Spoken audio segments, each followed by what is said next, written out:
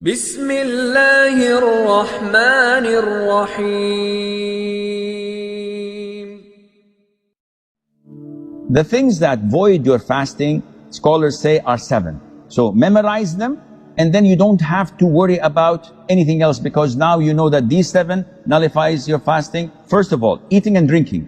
So eating and drinking, anything that goes into your stomach through the mouth or through the nose, then this nullifies your fasting. Even if you swallow a stone, it nullifies your fasting. Secondly, whatever takes the role of food and drink, such as the IV, if you have 𝗔𝗟𝗟𝗔𝗛𝗨, for example, that you can live for 3-4 days without eating and drinking, just because of this IV is going into your veins. So this nullifies your fasting. And this means that if I take antibiotics, anything that does not nourish me, that does not take the role of eating and drinking, this doesn't nullify your fasting. So if someone says, I have to take vaccines, does it affect my fasting? No, it doesn't.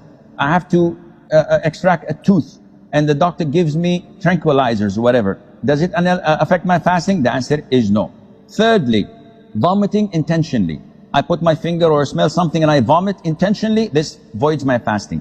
If all of a sudden, without me helping it, I'm throwing up, I'm vomiting, this is unintentional, it doesn't affect your fasting. Fourthly, cupping, and this is an issue of dispute among scholars. So the most authentic opinion, it's safer not to cup while fasting. However, taking samples of your blood for the hospital is totally permissible. Bleeding from your gum while the dentist is working, does not affect your fasting. Try not to swallow it. Fifthly, ejaculation. Any person ejaculating while he's awake, of course, because this is different than nocturnal emission, what they call wet dreams. When you ejaculate while sleeping, this doesn't affect your fasting at all. But if you do it intentionally while awake, this nullifies your fasting. Sixth is intercourse, and this is the highest of all. Seventh is the blood of menses or postnatal bleeding.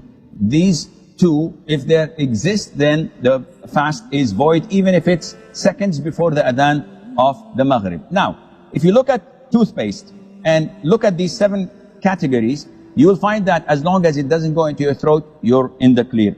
أحب الوفاء بشتى الصور، أحب الوفي